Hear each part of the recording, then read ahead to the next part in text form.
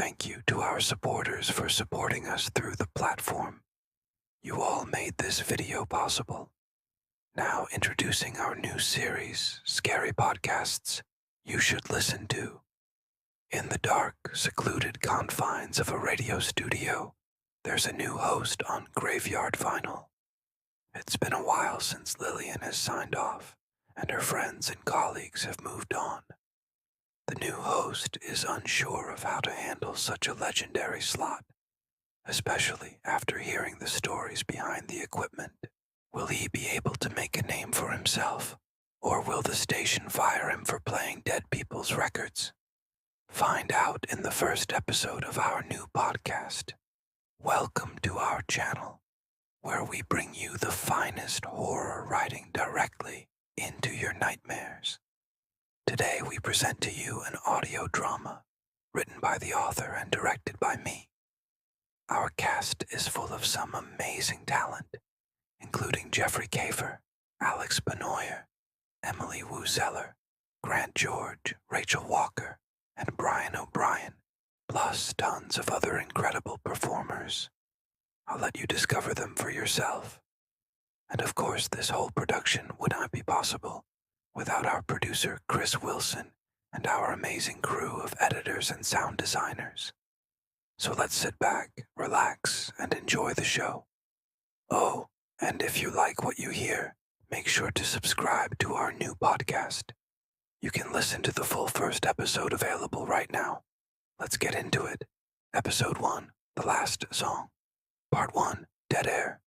The clock on the studio wall ticked past 11:59 p.m. Midnight.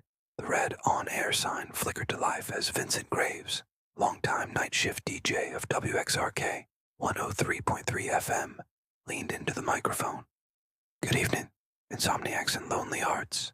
This is Graveyard Vinyl, your midnight hour of ghosts, grooves, and gloom. I'm your host, Vincent, keeping the dial dark and the voices alive. Vincent had been doing this job for nearly 15 years. The late-night shift was where washed-up DJs went to fade, but he liked the quiet, the intimacy of it. You could whisper into the void, and somewhere, someone would whisper back. He played an old Billie Holiday track, lit a cigarette, and leaned back in his squeaky chair. Then the phone rang. Line 3. He frowned. That line had been dead for years. Literally disconnected. He stared at it for a moment, then picked it up. WXRK, you're on the air. Who's this? There was static. Then a woman's voice, soft, with an old-timey echo. Hi, this is Lillian. Can I request a song? Vincent blinked. Sure, Lillian. What are you in the mood for? Blue Moon, she said sweetly, by the Marcells. A classic. He queued it up. Coming right up, he said, dedicated to anyone listening in the dark. The song played. Vincent stared at the phone. Lillian. He hadn't heard that name in years, because Lillian Matthews died in 1974, and Vincent had met her when he first started here. She was the original host of Graveyard Vinyl. Part 2, Static in the Wires. After the song, Vincent went to the archive room. He found her file easily. Old DJs never really disappeared. They just became paper ghosts in filing cabinets. Lillian Matthews, host, WXRK 103.3 FM. Tenure, 1961-1974. Died car accident. Off the bridge near Hollow Creek. On air at time of death.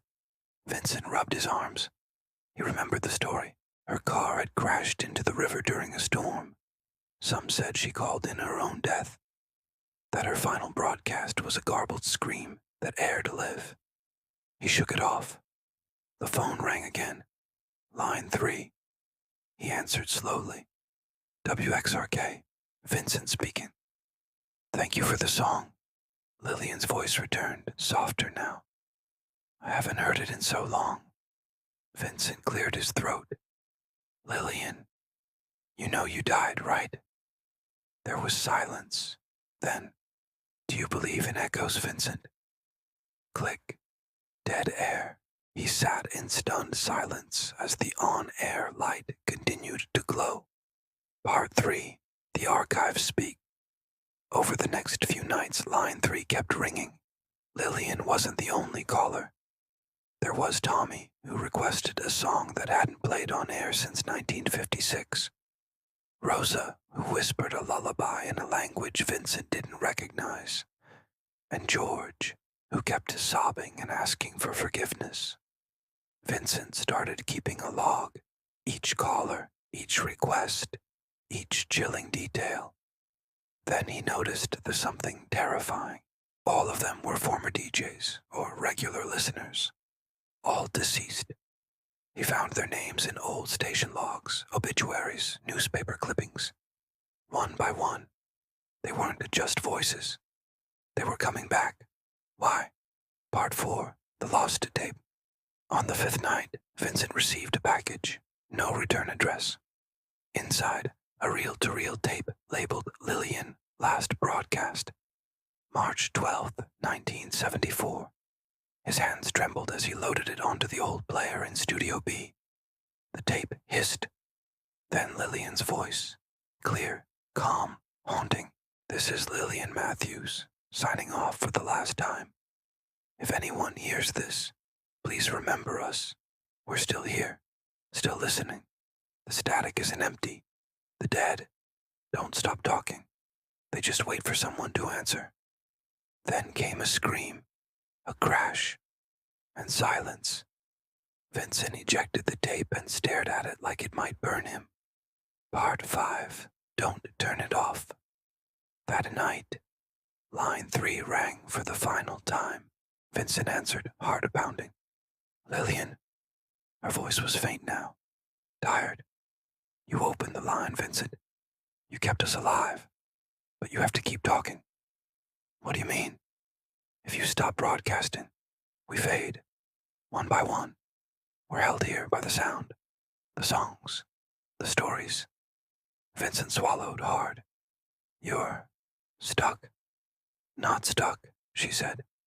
"Anchored to this frequency, this station. But the static's getting stronger. The dead air pulls at us. What happens if it wins?" There was a pause. "Then we become something else." Part 6. The station changes. Vincent didn't go home anymore. He lived at the station. Every night he took calls, played requests from the grave, told stories from the past. But each night the voices grew more distorted. Some didn't sound human anymore. One night he received a call where the voice repeated the same phrase. "He's listening. He's listening. He's listening." Another call had only breathing, and a sound like claws on metal. Vincent tried to warn someone. He emailed the station manager, sent the tapes to audio experts. Nobody believed him. Then, one night, the engineer quit. Said the walls whispered when he walked past. The janitor refused to clean Studio B. Everyone avoided the basement where the transmitter hummed louder than ever. The building itself felt alive. Part 7. The last song. Vincent knew it was ending when Lillian called one final time. "Vincent, thank you. You're leaving." She sighed. "No, you are." "What?" "You're part of it now. You stayed too long. Listened too hard. The station, it's taken you." He looked at his reflection in the glass booth. His skin, pale, translucent. His eyes, foggy, like old glass. He'd stopped eating days ago.